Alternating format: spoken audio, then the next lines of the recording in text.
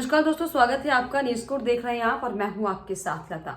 तो उत्तराखंड में लोकसभा चुनाव को लेकर लगातार जो है सियासी जो गर्मी है वो बहुत ज्यादा बढ़ती जा रही है और इसी कड़ी में अब यूकेडी ने भी यानी कि उत्तराखंड क्रांति दल ने भी जो है मैदान में अपने पूरे दमखम के साथ जो है प्रत्याशियों को उतार दिया है, जिसमें जो है 3 जो है वो पुराने चेहरे यूकेडी के हैं, लेकिन 2 नए चेहरे को जो है तवज्जो देने की कोशिश यूकेडी ने इस बार लोकसभा चुनाव में की है। जिसमें जो पहला चेहरा है वो जो अब तक जो है लगातार उत्तराखंड में जो है जमीनी मुद्दों को लेकर हालांकि जर्नलिस्ट वो रह चुके हैं और अंकिता भंडारी केस के मामले को लेकर अभी हाल ही में वो जेल भी गए थे और भू कानून को लेकर सरकार की जो है तमाम नाकामियों को गिनाने का काम हालांकि आशुतोष नेगी का मैं जिक्र करी उनकी तरफ से किया गया है। पौड़ी से जो है यूकेडी ने उन पर भरोसा जताते हुए टिकट दिया है और इसके अलावा टिहरी सीट पर यूकेडी ने फिलहाल जो है अपना कोई प्रत्याशी मैदान में नहीं उतारा है, क्योंकि यूकेडी की तरफ से साफ तौर पर ही कहा गया है कि वो जो चर्चित चेहरा इन दोनों बना हुआ है टिहरी में बॉबी पवार को समर्थन करेंगे। बॉबी पवार जो है वो दरअसल निर्दलीय लड़ने का मन बना चुके हैं।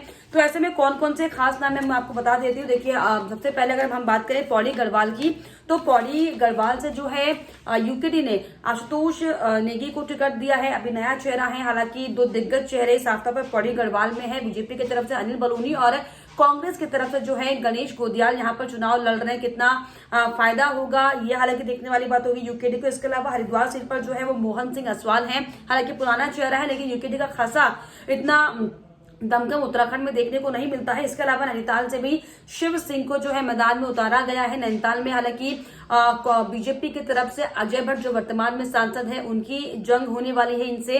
हालांकि कांटे की जो टक्कर है वो बीजेपी कांग्रेस की रहती है, लेकिन कांग्रेस ने अब तक अपने पत्ते नैनीताल में नहीं खोले हैं। इनके अलावा अल्मोड़ा सीट की अगर हम बात करें तो अल्मोड़ा पर जो है अल्मोड़ा सीट में जो है अर्जुन कुमार देव को यूकेडी ने उतारा है। हालांकि अल्मोड़ा में भी हम सब जानते हैं कि टमटा वर्सेस टमटा की लड़ाई चल रही है। प्रदीप टमटा वर्सेस अजय टमटा जो है मैदान में, और इसी कड़ी में कितना कमाल अर्जुन कुमार देव कर पाते हैं हालांकि देखने वाली बात होगी। इसके अलावा टिहरी सीट पर हम बात करें तो बॉबी को समर्थन देने का काम जो यूकेडी की तरफ से किया गया। इसके अलावा जो साफ तौर पर यूकेडी के चीफ नेताओं की तरफ से कहा गया है कि यूकेडी पूरी कोशिश करेगी रोजगार, पलायन, मूल निवास, भू कानून परियोजनाओं के को राज्य में दरअसल 70% हिस्सेदारी मिले परियोजनाओं में। तो इन तमाम मसलों को लेकर जो है साफ तौर पर यूकेडी ने अपने 4 प्रत्याशियों का ऐलान कर दिया है नामों का। लेकिन ऐसे में ये जो 4 प्रत्याशियों के नामों का ऐलान किया गया है कितना कमाल हालांकि उत्तराखंड में करते हैं देखने वाली बात हुई, क्योंकि अगर हम अभी हाल ही में जो विधानसभा चुनाव उत्तराखंड में हुए थे, चाहे वो 2022 के विधानसभा चुनाव हो चाहे वो 2017 के विधानसभा चुनाव हो, यूकेडी की तरफ से कोशिश उस चुनाव में भी की गई थी,